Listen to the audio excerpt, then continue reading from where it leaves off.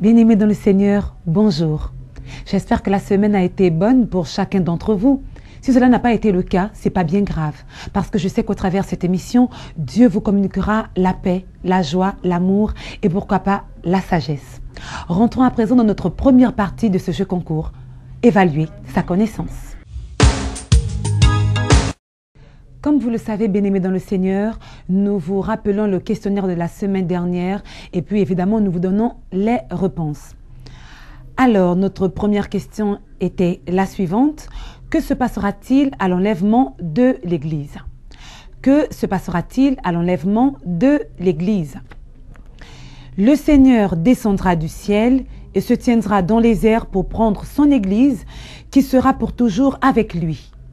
Les morts en Christ ressusciteront, les chrétiens encore sur la terre seront transformés et recevront un corps incorruptible. Et tous ensemble seront enlevés sur des nuées pour aller à la rencontre de Christ. Donc, la référence, 1 Thessaloniciens 4, versets 14 à 18.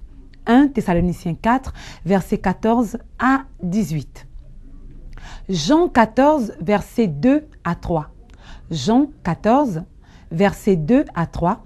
Ensuite, 1 Corinthiens 15, versets 51 à 55. 1 Corinthiens 15, versets 51 à 55. Nous passons à notre deuxième question. Quel homme dans la Bible eut une vision dans laquelle il voyait des anges qui avaient 6 ailes? Quel homme dans la Bible eut une vision dans laquelle il voyait des anges qui avaient 6 ailes? C'était bien sûr le prophète Ésaïe.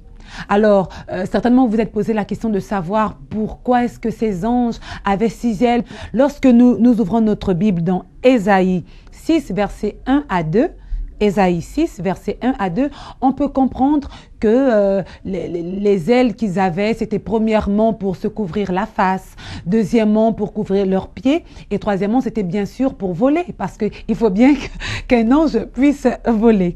Alors, la référence, je la reprends, Ésaïe 6, versets 1 à 2. Notre troisième question.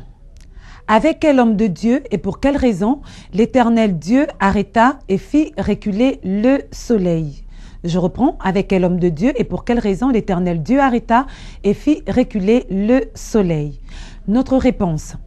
L'Éternel Dieu arrêta le soleil avec Josué parce qu'il fallait qu'Israël tire vengeance de ses ennemis. On retrouve cela dans Josué 10, versets 12 à 14. Je reprends, Josué 10, versets 12 à 14. C'est formidable, hein?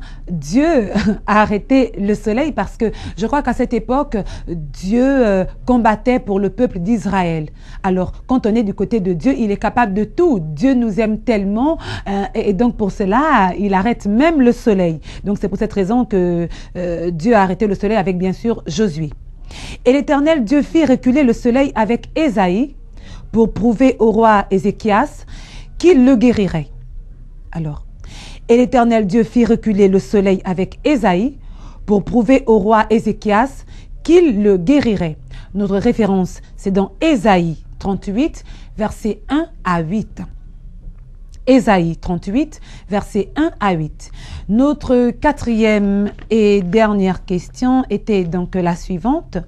Que se passera-t-il à l'avènement de Jésus-Christ? Que se passera-t-il à l'avènement de Jésus-Christ? La réponse, Christ reviendra sur la terre en gloire et dans sa toute-puissance, son Église qui sera déjà enlevée sera avec lui. Le Seigneur posera ses pieds sur le mont des Oliviers. Il viendra avec les saints pour régner. Donc, la référence, Zacharie 14, versets 1 à 11. Zacharie 14, versets 1 à 11. Ensuite, Matthieu 24 au verset 3. Matthieu 24 au verset 3. Dernière référence, 1 Corinthiens 15, verset 23. 1 Corinthiens 15, verset 23. C'était bien sûr notre quatrième et dernière question. Y a-t-il des personnes qui ont répondu correctement à nos 4 questions posées? On va le découvrir tout de suite. Regardons.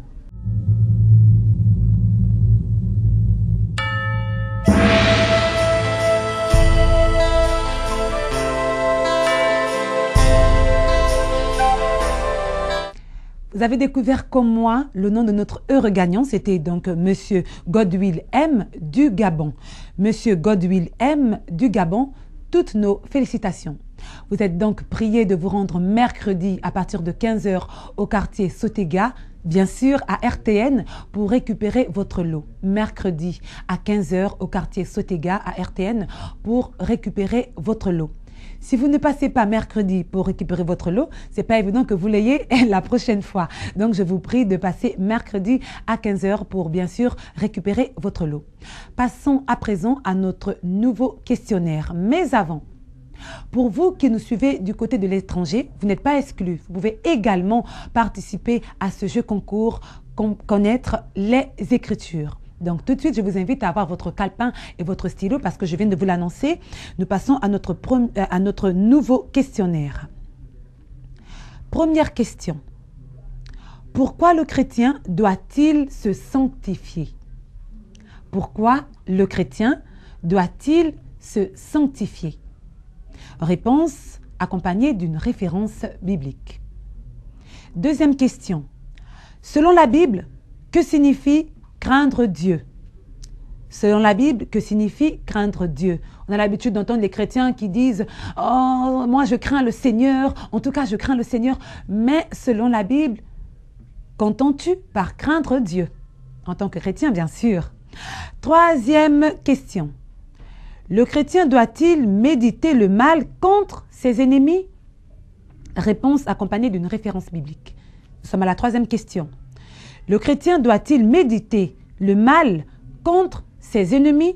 Réponse accompagnée d'une référence biblique. On peut encore entendre des personnes qui disent dent pour dent, œil pour œil, je ne sais pas ce à quoi ils pensent lorsqu'ils le disent. Mais attendez, quand je pose des questions comme ça, il faut faire très attention parce qu'il y a des questions pièges. Hein? Il y a vraiment des questions pièges. Faites très attention lorsque je fais la lecture. Quatrième et dernière question. Comment naît la foi dans le cœur de l'homme? Comment naît la foi dans le cœur de l'homme? Oh Seigneur, moi j'ai la foi, je sais que si je demande ça, j'aurai ça. Mais comment est-ce que tu as fait pour que cette foi puisse naître en toi? Est-ce que c'est Dieu qui te l'a donné? Est-ce que tu es né avec? Est-ce que c'est ton Père qui t'a donné la foi? Je ne sais pas. Alors, comment naît la foi dans le cœur de l'homme? Réponse accompagnée d'une référence biblique. Nous vous donnons donc le principe de l'émission. Répondez uniquement par SMS. Répondez uniquement par SMS au 06 03 82 31. Je reprends 06 03 82 31 ou alors au 07 08 73 56.